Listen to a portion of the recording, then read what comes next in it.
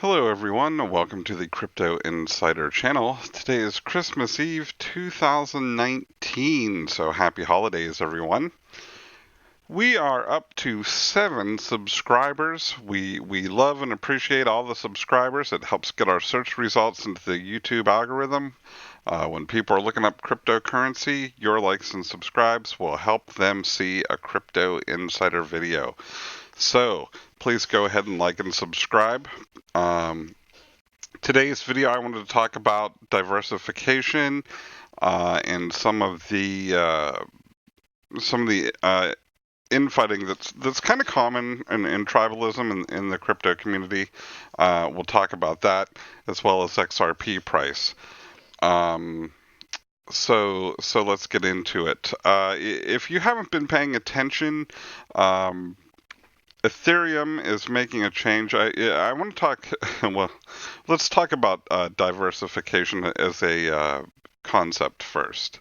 It basically means not putting all of your eggs in one basket. And you know, on the Crypto Insider channel, that we are XRP bulls, and we expect XRP to rise, stand on its own, based off of utility. With the extreme amount of liquidity and cross-border payment excellence that XRP and Ripple together have to offer. But that being said, putting all of your money in XRP may not be a great idea. Just like putting all of your money in anything might not be a great idea. There are some people that are XRP only, XRP for life, HODL till you die, and that's fine in my opinion, because it's just my opinion, and I am not a certified financial planner. I'm not a registered investment advisor, nor am I a tax expert. So anything I say should not be construed as investment advice, but more of a prompt or a tool to get you to do your own research. That way you can reap your own rewards and suffer your own consequences. But as I was saying, there are a lot of XRP hodlers. They're all in on XRP, or at least they say they are online. You never really know. And that's fine right now in a lot of ways, because as we've been saying on the channel and every other channel says, as goes Bitcoin, so does XRP. So if you're only going to hold one, it really doesn't matter because they're all doing what Bitcoin does anyway. There are coins that move against Bitcoin, but I don't even know what they are and what exchanges you can buy them on. You'd have to do your own research and see if there are any that you like. There are some that move not exactly with Bitcoin. We're going to talk about two of them, anyways, and we'll save Chainlink, I think, for another day because that's one I'm just getting into. But Ethereum is an interesting coin. This is of course, the exchange that, not the exchange, but the cryptocurrency that utilizes smart contracts.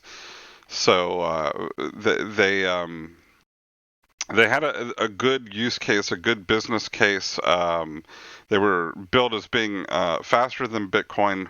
What, of course, we saw when in reality was that the CryptoKitties app just about crashed the network back in the day. So they've made some changes. They're in the process of making some changes.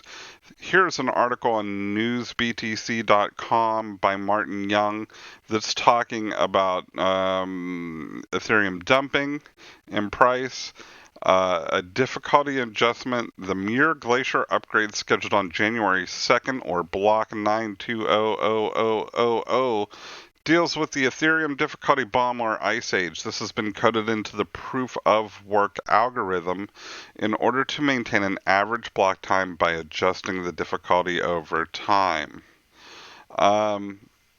That may be above our heads for right now, or not needed, rather.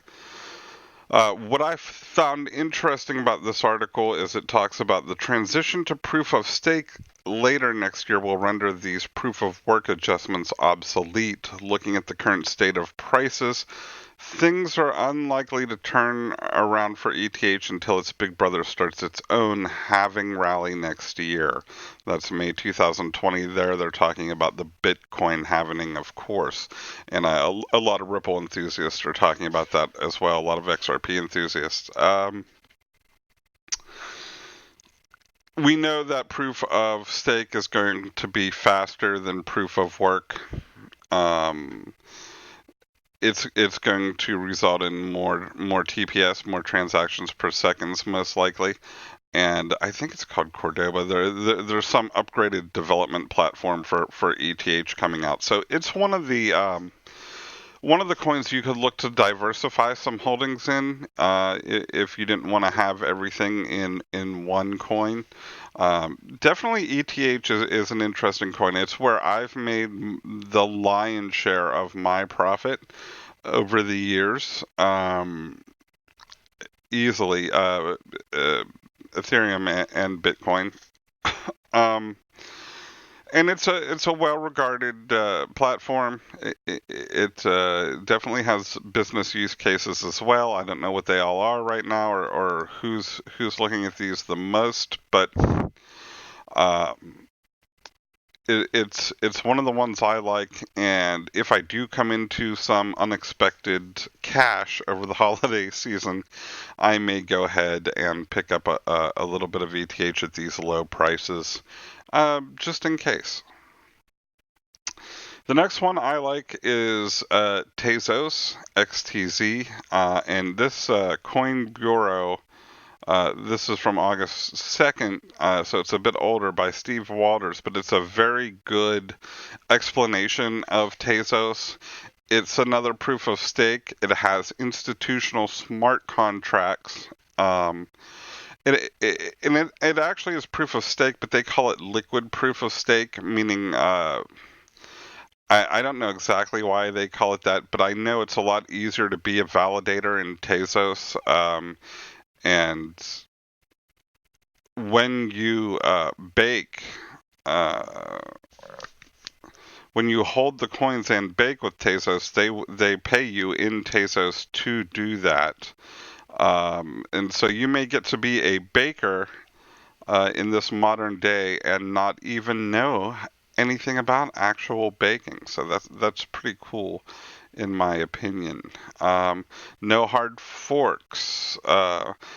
It's laid out a clear set of government rules that allow stakeholders to easily vote and reach consensus on upgrades. These rules are programmatically enforced and can't be avoided.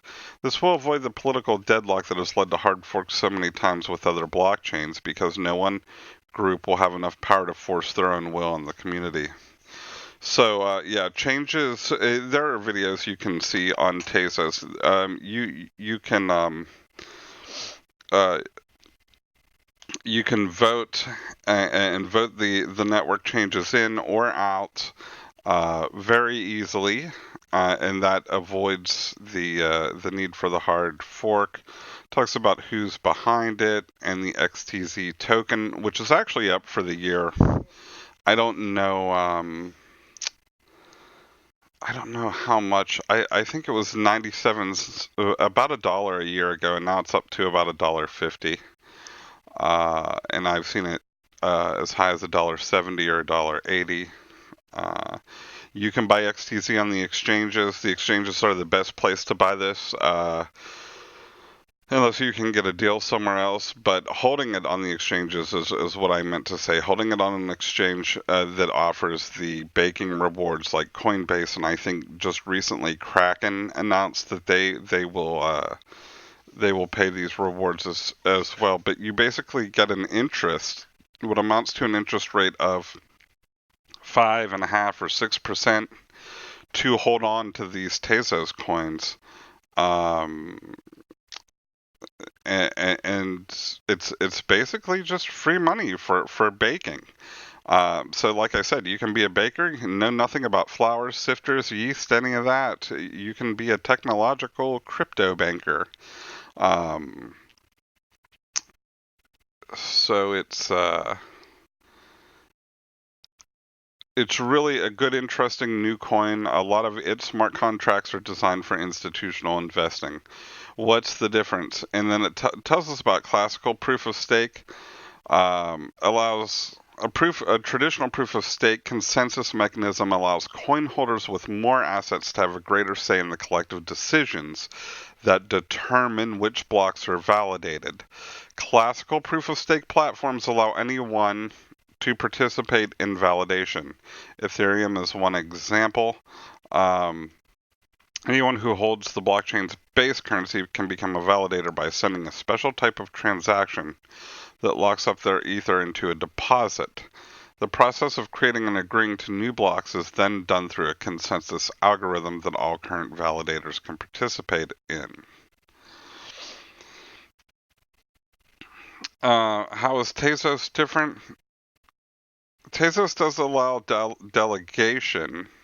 Okay, wait. We'll go back through delegated proof of stake. Platforms like EOS and Tron deviate from the above model by implementing a delegated proof of stake mechanism. This means that token holders elect a certain number of blockchain validators, thereby delegating the responsibility of deciding the course of the blockchain to the elected parties. Usually there are just a handful of validators. For instance, EOS has 21 and Tron has 27. These elected validators aren't just anyone, they're usually large organizations or companies with a lot of computing power and enough name recognition to run an election campaign. This increases efficiency but sacrifices decentralization. In decentralized or delegated proof of stake, a few centralized powerhouses are responsible for maintaining the blockchain. This is a controversial system as it gives a lot of power to a few entities. Tasos is different. It has a lower barrier of entry than delegated proof of stake does. Tasos Group of Validators, or Bakers, is a far less exclusive club. It allows up to 80,000 validators instead of just a few dozen, and it doesn't involve elections. You can become a validator by holding a substantial number of tokens, just like you could on a classical proof of stake blockchain. At the moment, you must have about $20,000 worth. I think it's a roll. They call it a roll of 8,000 Tasos to become a validator, but you can bake with any amount. You could buy 10 Tasos on Coinbase, leave it in your wallet, and it will automatically start you baking unless you select otherwise. So I've also seen some technical analysis of Tasos, meaning that there is a purpose for it. People think that it could go as high as 100 US dollars per Tasos. I'm gonna have a swig of coffee.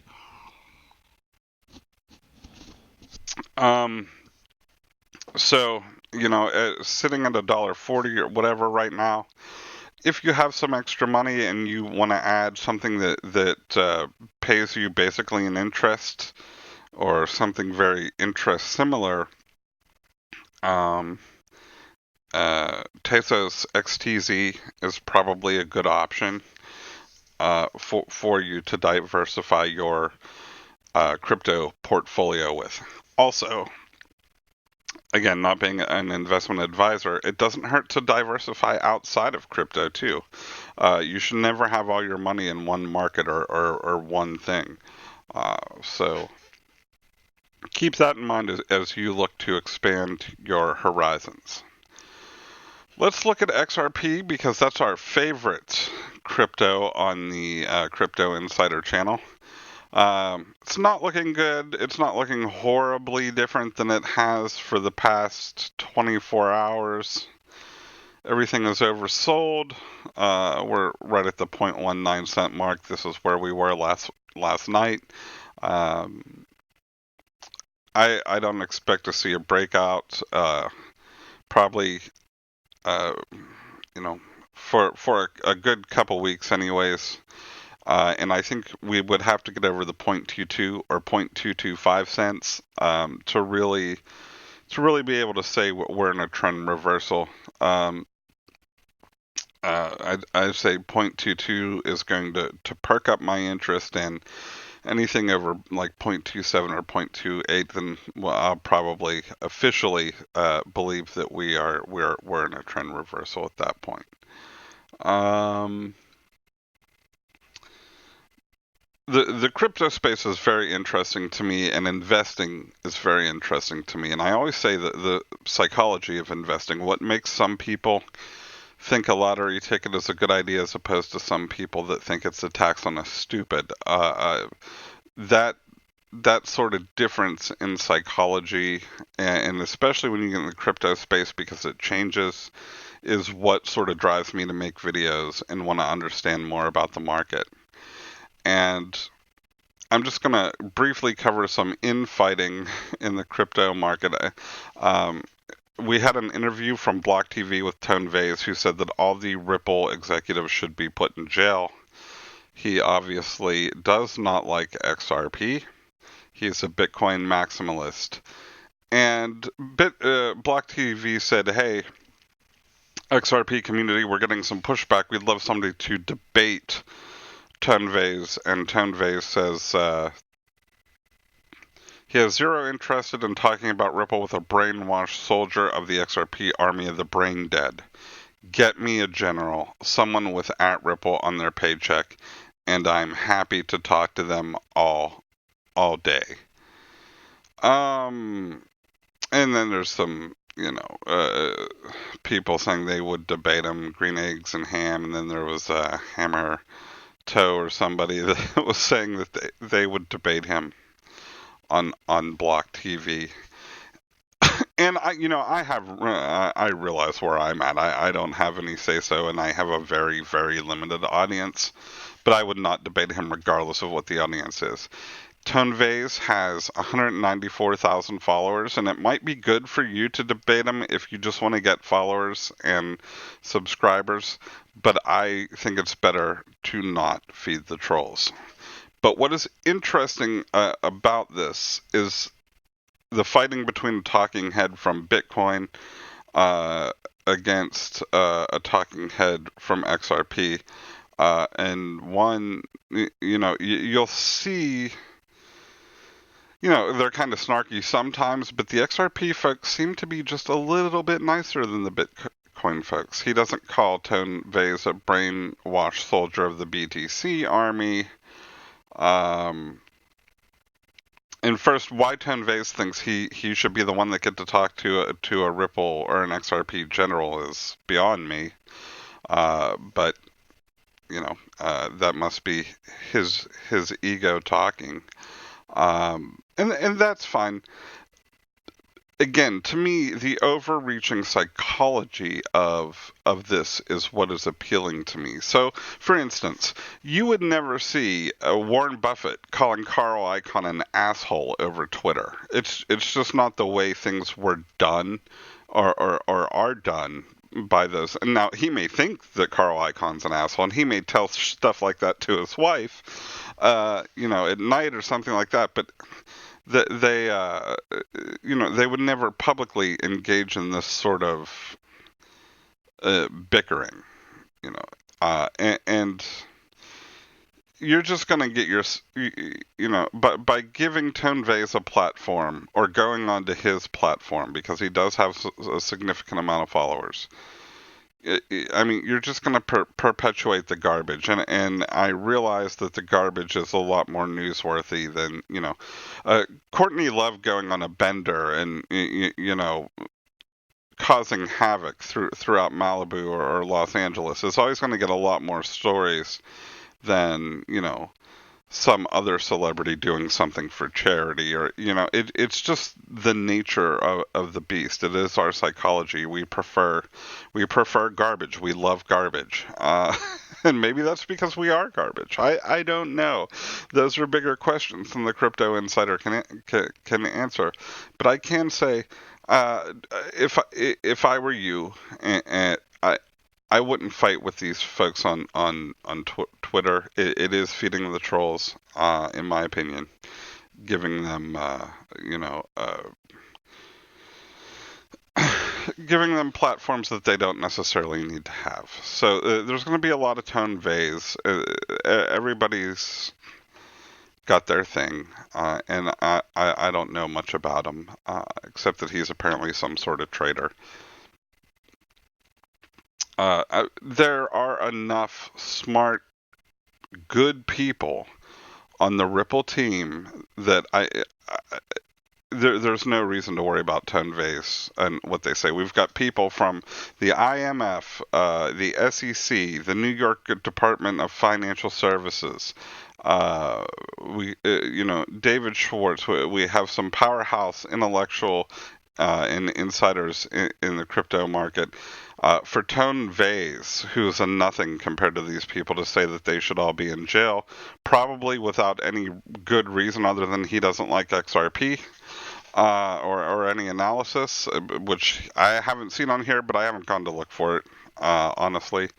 Um, for him to do that is, well, it's a way for him to get attention.